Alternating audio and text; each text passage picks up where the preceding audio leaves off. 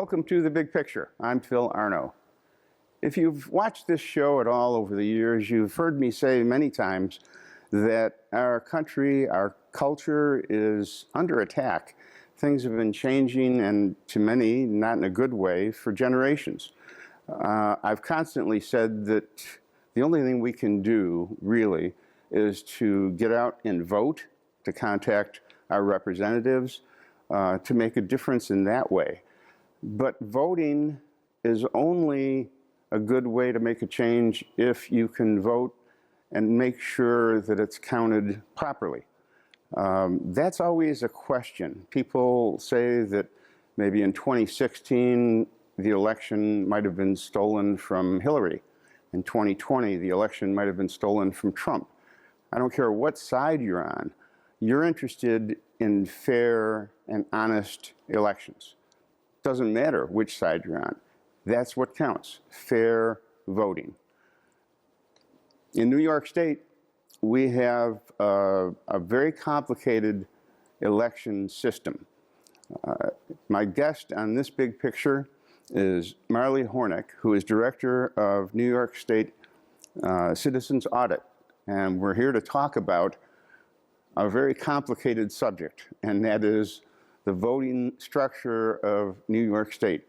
And I want to welcome you to the show, Marly. Again, this is very complicated, and I want to make it as simple and understandable as possible, but there are irregularities that are very disturbing when you kind of dig down into them. First of all, again, welcome to the show. Tell me a little bit about New York State Citizens Audit. Sure. Thank you so much for having me on, Phil. I really appreciate your time and attention on this matter. New York Citizens Audit is an all-volunteer group of people who came together during the lockdowns, a bunch of pretty dedicated, very patriotic people from all different political parties and backgrounds, from many different skill sets, professional backgrounds. We were all told that we were not essential to stay home. And so while we were there, we got together and we decided to request a copy of the New York State Voter Database, also known as NICE Voter, the voter roll database. And we actually had the assumption that it would not be that interesting of an enterprise because in New York State, it's so deep blue. Why, if they're so assured of a victory, why would they cheat? Why would there be anything untoward in the database? But we figured since we're home and we're not essential anyway, let's go ahead and start this investigation and take a look.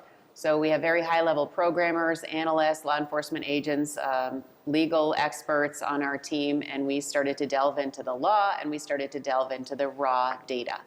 So our work is not based on spreadsheets downloaded from the Board of Elections. It's based on the voter roll database, which is 21 million registration records long, roughly speaking. And so it does require programming experts to understand how to ask this huge database questions. That's what we started doing. One of the things that we started off with, just off the top, we had downloaded one spreadsheet that came from the Secretary of State, although its provenance originally is from the Board of Elections. And it's a document called the Official Results of the 2020 General Election. And this document lists the number of votes cast in that election statewide. So we said, okay, let's see if we can find all those voters in the raw data.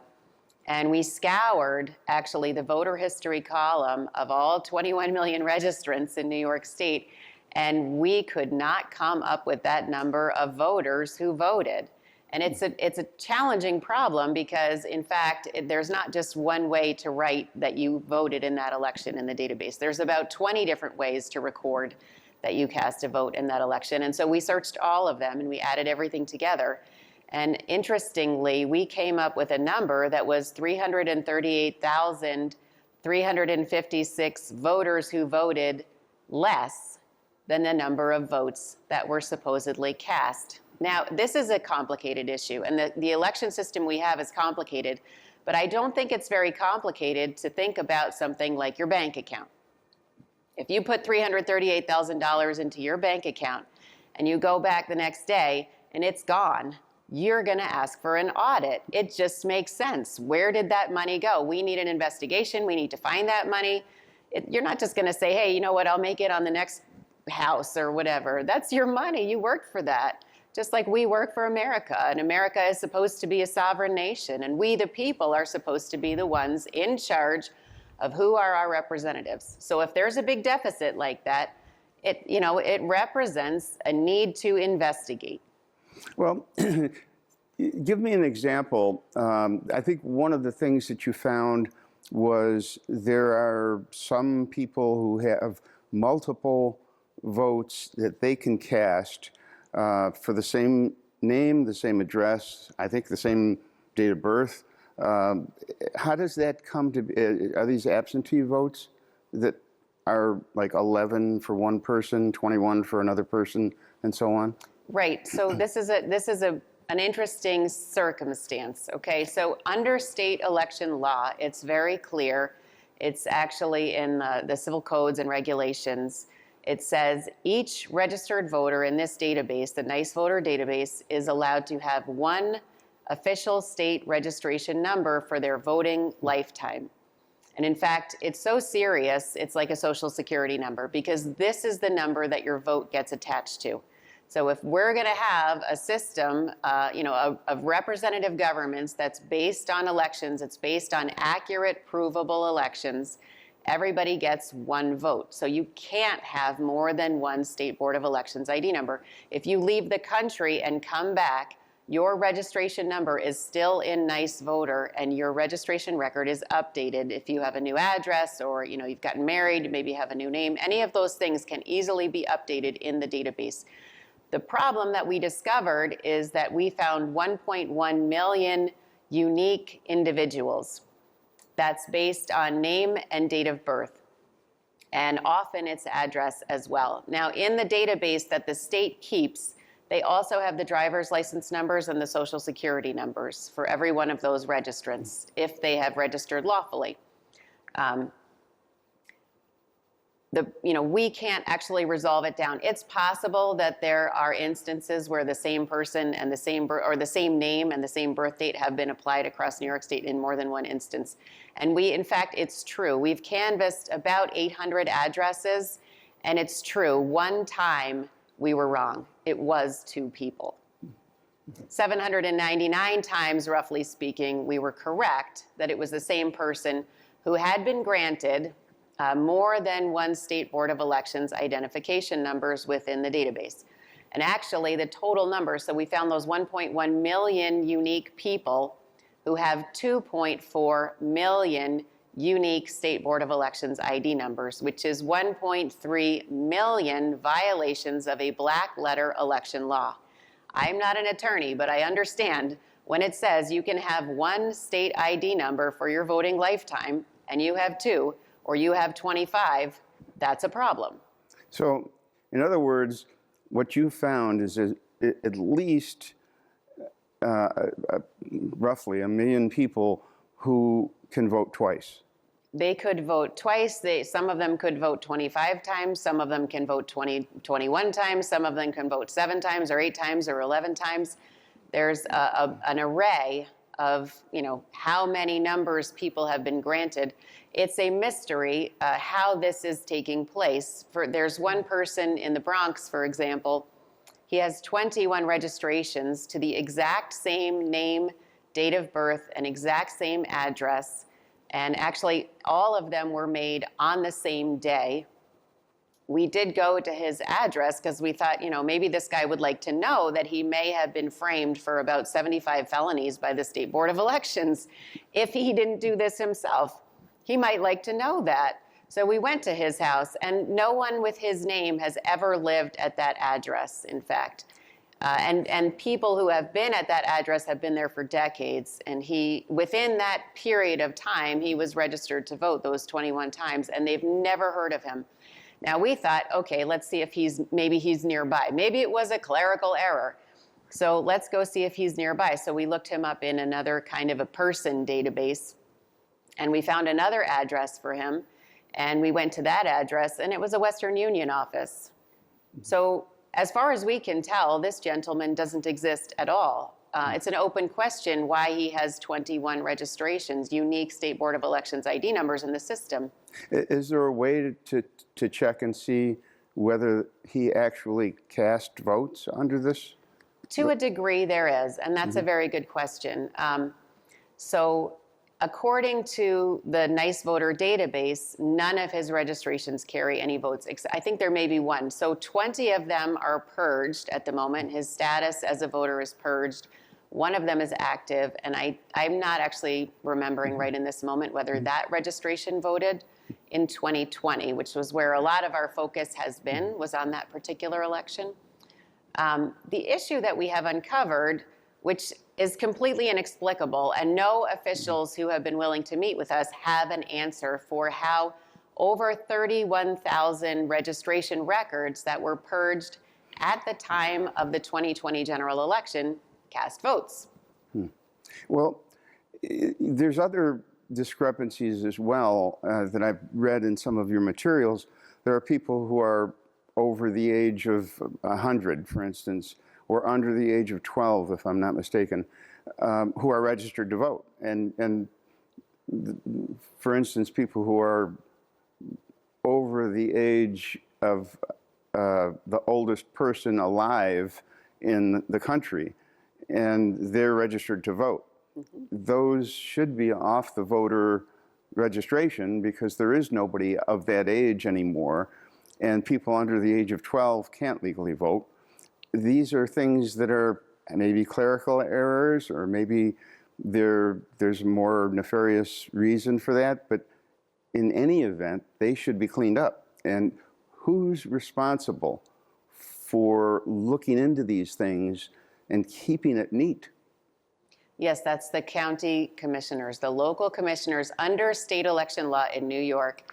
It is the local commissioners of elections who have the authority to add, change, cancel, or delete registration records in the database. And actually, no one has the authority to delete, although under the law it's granted.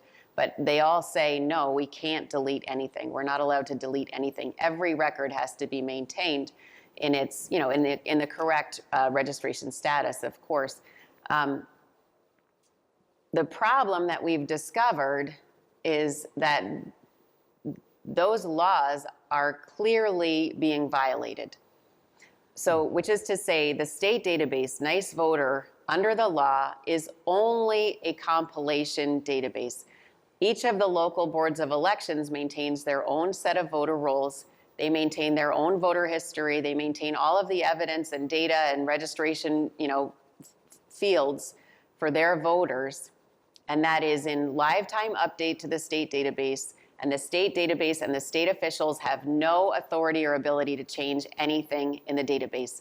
Now, I'll tell you something interesting. I was meeting recently with an election commissioner, and this person was saying to me, no, all these people you found that have more than one registration record, this is because they're coming in from the DMV, and all those are purged, so I'm not worried about it. I said, well, how come 30,000 purged people voted? She said, I don't know, but I'm not worried about it. I said, okay, let's look at this one then. So then we kept going through the different sheets. Here's the people who are older than the oldest human alive. Oh no, that's a clerical error, or that's a default date. They say that's a default date because we didn't know their birth date, so we just put in January 1st, 1850. Okay, well, all right. Well, you just admitted that you entered false data into a database that's part of our national security infrastructure, but fine, let's move on from that sheet. So we're going through. So then I show up one sheet that says, oh, here's the people in your county who registered to vote after their last vote date. She said, well, that's kind of interesting to me. Can I take a picture of that? I said, sure. I said, but I can send you this whole file, You can have this file. You guys can look through it. No, I don't want the whole file. I just want so she takes a picture of that sheet, right? So we're going through the thing like this, and everything that we look at, she has a reason why it exists. Now, I am really open to the idea that there are reasons that some of this exists. There are process errors, there are process flaws, major process flaws in voter registration right now in New York State. And I understand that her system is very difficult to maintain with accuracy. However, that doesn't mean that those explanations apply for every single one of these records. If you have 50,000 people in your county whose birth date is January 1st, 1850, are you sure that all 50,000 of them can be explained that way. There has to be a paper trail to prove it every single time, because it's an easy way to exploit, the system, to put in false registrations. So anyway, interestingly enough, we got to a sheet that had 800 people, a little under 800 people in her county, whose birth dates had been changed in the database from October of 2021 to December of 2022. And she said, well, I know why that happens, and that's from this and that. And I said, pardon me if I'm wrong, but it's my understanding under the law that the only person who could have altered these 800 registrants' dates of birth over the last year is you. Did you do that? And that was a crossing, that was like the Rubicon. We got over it there. All of a sudden, she was like, wait, I didn't. And her helper, who does the database, he has the database expertise, he was sitting there and shaking his head saying, if we were altering all these people's dates of birth, that's weird. We would be talking about it a lot.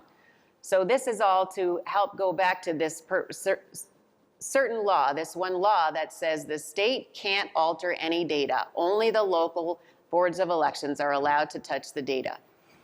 And here was an instance where we had 800 clear violations of that law. We have actually millions of violations of that law, but this was an instance where the person who wanted to say, I don't see anything here, there's nothing wrong with our election system, there's nothing we could be improving upon, and there's no open questions, was suddenly faced with an aha moment that said, And wouldn't you know, then this person said, would you be able to send me this whole file? Because I'd really like to look it over carefully. We're going to come back in just a second, and we're going to talk about what happened right after that and what the result was. Stay tuned, because I can't wait to hear this. We'll be right back.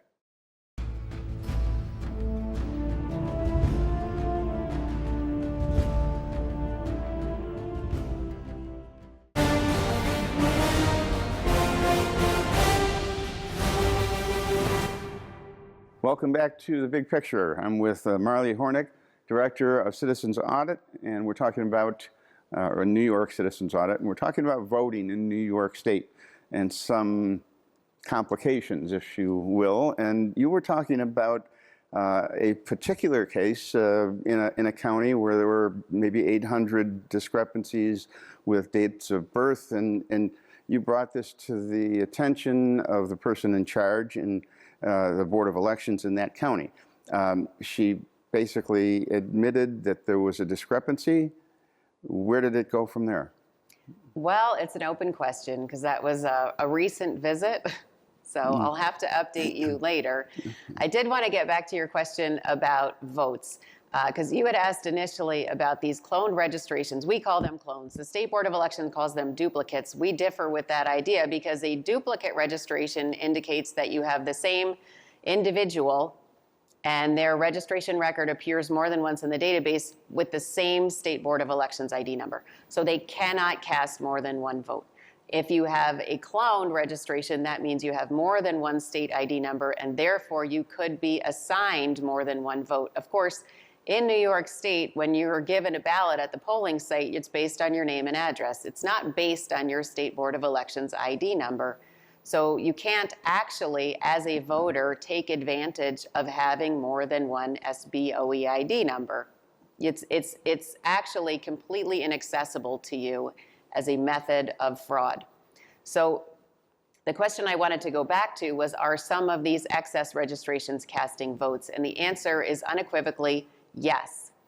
And one thing that we have discovered, we've discovered instances where people have as much as triple voted in the same election. This particular individual I'm thinking of, not only did she triple vote in 4 elections, but 2 of the registration records that cast those votes were not created in the database until weeks after the elections. And honestly, I mean, she triple voted in 2020 was the last election. The registration record was made in the end of November 2020, but that particular record voted in 1996. I would like to know how that happened, and I am not willing to say that was a clerical error. We also have instances where we go out and canvass and we've discovered that people's votes are not being carried up to the state database.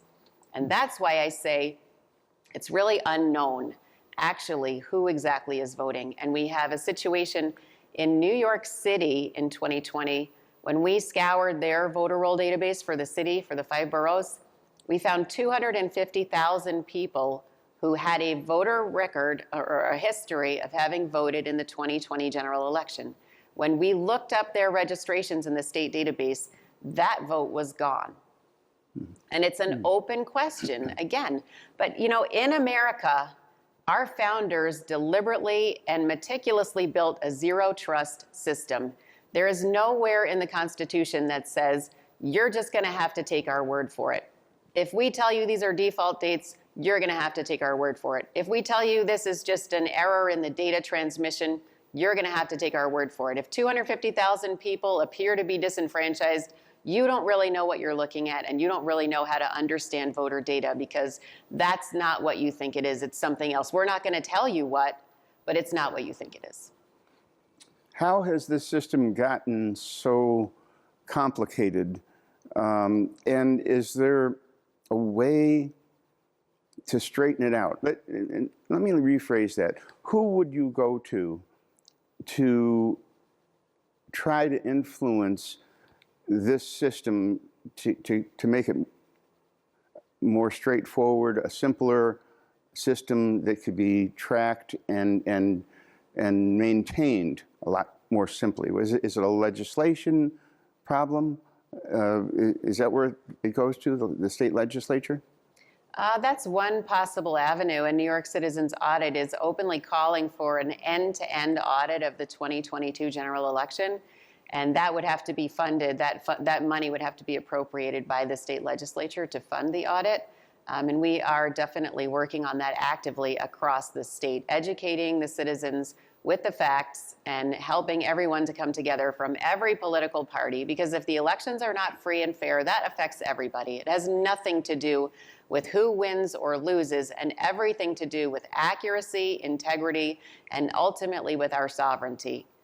Because if they can't prove that we're choosing our representatives, then we're really in a crisis of governance. Now, people might be thinking, you know, New York State, it's a blue state, and it's just so overwhelmingly to the left that what we're talking about might not make a difference. But there are a lot of individual races throughout the state where the margin of victory is such that a few votes here and there, or 1,000 votes here or there, could be all the difference. And what you're finding is the margin of victory could easily be changed with the discrepancies that you're finding. So it would make a difference on a lot of the individual races throughout the state. It's not just the entire state. It's all the little races throughout all the counties, all the jurisdictions, and that adds up. They're not little races. Actually, when we analyzed the 2020 election, we found 740,396 votes cast and assigned to registration records that openly violate black letter election law, meaning that every single one of those votes needs to be investigated to prove that it is a lawful vote. Now, if you take those 740,000 votes and you distribute them through their actual election districts, because every single one of those, it's not a statistic, they're attached to a record that has election districts. So we split those up by congressional district, and we discovered something very shocking. In 2020, there were 27 congressional races. We discovered that 42% of them were literally uncertifiable, meaning you have a pile of ballots. Okay, so our chart that refers to this particular area of research is on our website, auditny.com.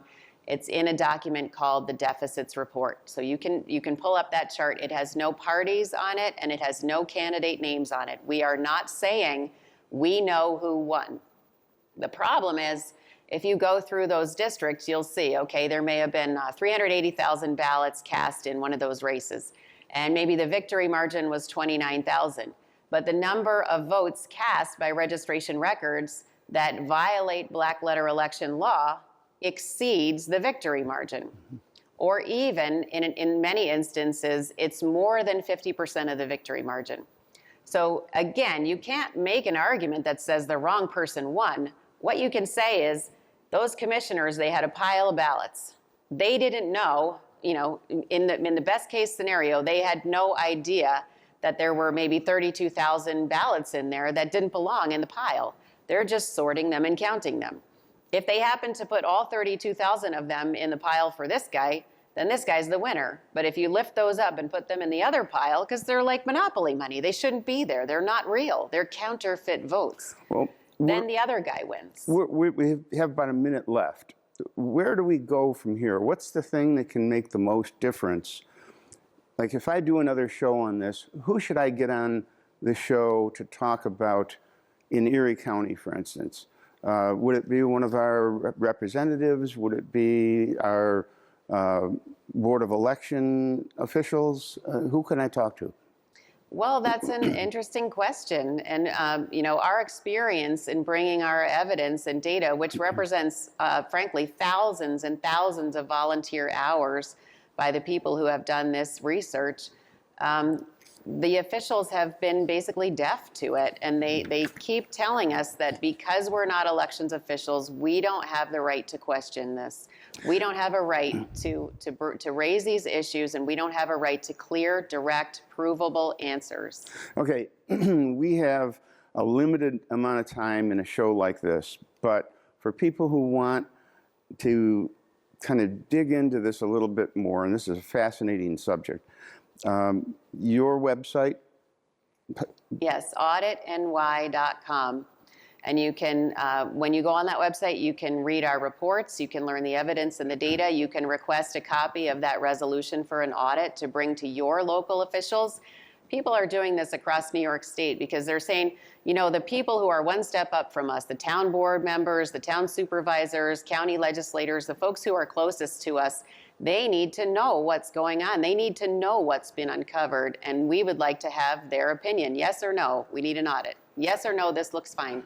So you can go there, you can sign up to volunteer and get involved, because this is really up to we the people. We're the ones who have to decide whether or not we really want that free and fair election and that beautiful system of representative governance. Go to that website. This is a fascinating topic, and there's nothing more important to our country, to our state, to our culture. Really get on there and dig a little bit, because that's what it's all about, folks. Thank you for watching The Big Picture, and we're going to do more shows on this subject, I guarantee it. Thank you for watching WBBZ-TV. We're your local station, and we really appreciate it. We'll see you next time on The Big Picture.